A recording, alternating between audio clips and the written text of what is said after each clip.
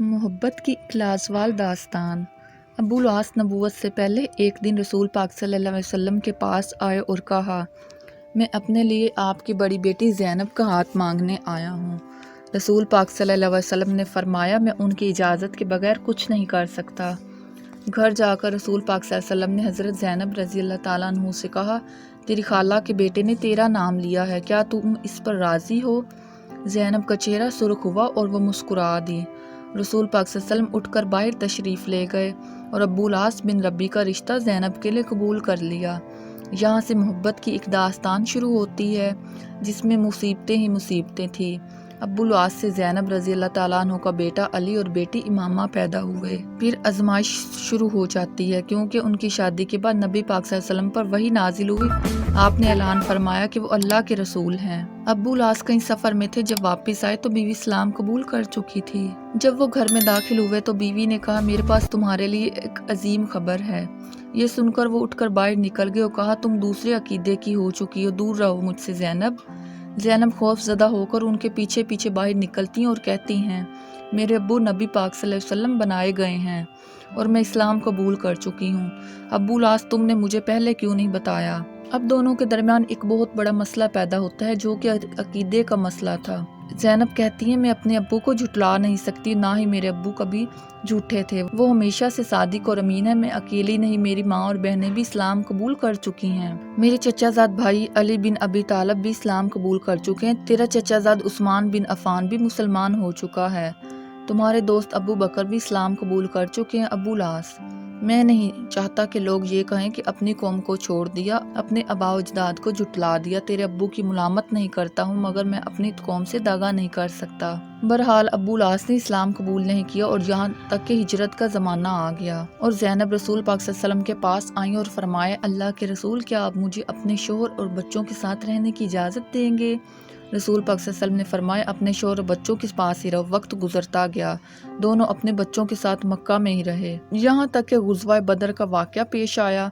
अब्बू लास कुरैश की तरफ से फ़ौज के साथ अपने ससुर के खिलाफ लड़ने के लिए रवाना हुए। ज़ैनब खौफज़दा थी कि उसका शोहर उसके बाबा के खिलाफ जंग लड़ेगा, इसलिए वो रोती हुई कहती थी, ऐ अल्लाह, मैं ऐसे दिन से डरती हूँ कि मेरे बच्चे यतीम हो जाएं या मैं अपने अब्बू को न खो दूँ। अब्बू लास बिन रबी रसूल पाक सल्लल्लाहु अलैहि वसल्लम के खिलाफ बदर में लड़े। जंग खत्म हुई तो दमाद ससुर की कैद में था। खबर मक्का में पहुंच गई कि अब्बू लास जंगी कैदी बनाए गए हैं। ज़ैनब पूछती रही कि मेरे वालिद का क्या बना? लोगों ने बताया, वो तो जंग जीत गए हैं, जिस पर ज़ैनब ने सजदा शुक्र अदा किया। फिर पूछा, मेरे शोहर को क्या हुआ था? इसको उसके ससुर ने जंगी कैदी बना लिया है। ज़ैनब ने कहा, मैं अपने शोहर का फिदिया भेज दूंगी। नागेश्वर का फिदिया देने के लिए ज़ैनब के पास कोई कीमती चीज ना थी, इसलिए अपनी वालदा उम्मुल मोमिनीन खदीजा का हार अपने गले से उतार दिया और अब्बुल आस बिन रबी के भाई को देकर अपने वालिद सल्लल्लाहु अलैहि वसल्लम की खिदमत में रवाना कर दिया। रसूल पाक सल्लल्लाहु अलैहि वसल्लम एक एक कैदी का फिदिया वसूल करके उनको आज़ाद कर रहे थे। अचानक अपनी जोजा खतीजा के हार पर नज़र पड़ी तो पूछा, यह फिदिया किसका है?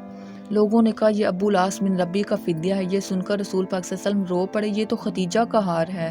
फिर खड़े होकर फरमाया, लोगों, ये शख्स बुरा दामाद नहीं, क्या मैं इसको रिहा कर दूं? अगर तुम इजाज़त देते हो तो मैं इसका हार भी इसको वापस कर दूं। लोगों ने कहा, क्यों नहीं, ए अल्लाह के रसूल, हमारी नस्लें भी आप पर कुर्बान हैं, आप जो हुक्म देंगे तो वही होगा।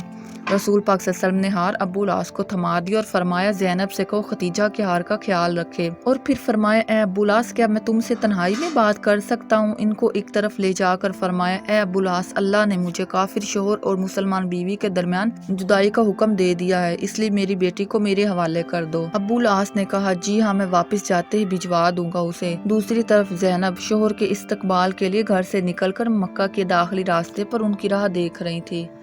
अब्बुल आस की नज़र अपनी बीवी पर पड़ी और कहा, मैं जा रहा हूँ। ज़ैनब ने कहा, कहाँ? अब्बुल आस, मैं नहीं, तुम अपने बाप के घर जा रही हो। ज़ैनब ने कहा, क्यों? अब्बुल आस, मेरी और तुम्हारी जुदाई के लिए। जाओ अपने बाप के पास रहो, क्योंकि उन्होंने फैसला बताया कि काफिर शोहर के पास मुसलमान बीवी नहीं रह सकती। ज़ैनब, तो क्या तुम मेरे साथ जाओगे, इस्लाम कबूल करोगे? अब्बुल आस, नहीं। ज़ैनब अपने बेटे और बेटी को लेकर मदीना मुनव्वरा चली गई। جہاں 6 سال کے دوران کئی رشتے آئے مگر زینب نے رشتے قبول نہ کیے اور اسی امید اور انتظار میں بیٹھی رہی کہ شاید شوہر اسلام قبول کر کے آئے گا۔ 6 سال کے بعد ابو العاص ایک قافلے کے ساتھ مکہ سے شام کے سفر پر روانہ ہوئے اور شام کے دوران راستے میں صحابہ کی ایک جماعت نے ان کو گرفتار کر لی اور مدینہ لے گئے۔ مدینہ جاتے ہوئے انہوں نے زینب اور گھر کے بارے میں پوچھا۔ فجر کے اذان کے وقت زینب کے دروازے پر پہنچے۔ زینب نے ان پر نظر پڑتے ہی پوچھا، کیا اسلام قبول کر چکے ہو؟ ابو العاص نے کہا، نہیں زینب، ڈرنے کی ضرورت نہیں، تم مدینے کی پناہ میں ہو۔ خالہ زاد کی خوش آمدید۔ علی اور امامہ کے باپ کو خوش آمدید۔ رسول پاک صلی اللہ علیہ وسلم نے فجر کی نماز پڑھائی تو مسجد کے آخری حصے سے آواز آئی، میں ابو العاص بن ربی کو پناہ دیتی ہوں۔ نبی پاک صلی اللہ علیہ وسلم نے فرمایا، لوگوں نے سن لیا جو میں نے سنا ہے؟ سب نے کہا، جی ہاں اے اللہ کے رسول۔ زینب نے کہا، اے اللہ کے رسول، ابو العاص میرا خالہ زاد ہے، میرے بچوں کا باپ ہے، میں اس کو پناہ دیتی ہوں۔ رسول پاک صلی اللہ علیہ وسلم نے قبول کر لیا اور فرمایا، اے لوگو، یہ برا دماد نہیں ہے، اس شخص سے مجھ سے جو بات کی تھی وہ سچ بولا اور وعدہ کیا وہ نبھایا۔ اگر اس کو اس کا مال واپس کر کے اس کو چھوڑ دوں تو کیا تم لوگوں کو اعتراض تو نہیں ہوگا کہ یہ اپنی شہر چلا جائے؟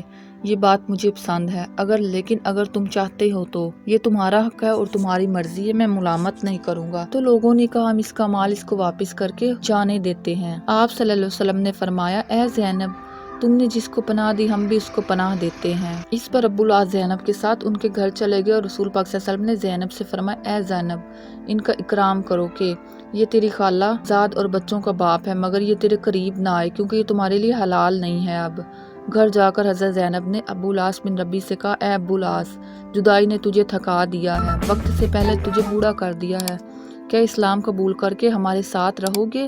ابو العاص نہیں۔ اپنا مال لے کر وہ مدینہ روانہ ہو گیا۔ جب مکہ پہنچا تو کہا، اے لوگو، یہ لو اپنے مال، کیا کسی کا کوئی مال میرے ذمہ ہے؟ لوگوں نے کہا، اللہ تمہیں بدلہ دے، تم نے بہتر وعدہ نبھایا۔ ابو العاص نے کہا، میں گواہی دیتا ہوں اللہ کے سوا کوئی معبود نہیں اور محمد پاک صلی اللہ علیہ وسلم اس کے رسول ہیں۔ بعد اس کے وہ مدینہ روانہ ہوا۔ جب مدینہ پہنچا تو پھر فجر کا وقت تھا۔ سیدھا نبی پاک صلی اللہ علیہ وسلم کے پاس گیا اور کہا، کل آپ صلی اللہ علیہ وسلم نے مجھے پناہ دی تھی، میں آج کہنے آیا ہوں کہ میں گواہی دیتا ہوں اللہ کے سوا کوئی معبود نہیں اور آپ صلی اللہ علیہ وسلم اللہ کے رسول ہیں۔ پھر ابو العاص نے کہا، اے اللہ کے رسول، کیا زینب کے ساتھ رجوع کی اجازت دیتے ہیں؟ میں تھک چکا ہوں جدائی سہتے سہتے۔ نبی پاک صلی اللہ علیہ وسلم نے ابو العاص کا ہاتھ پکڑ کر فرمایا، آؤ میرے ساتھ۔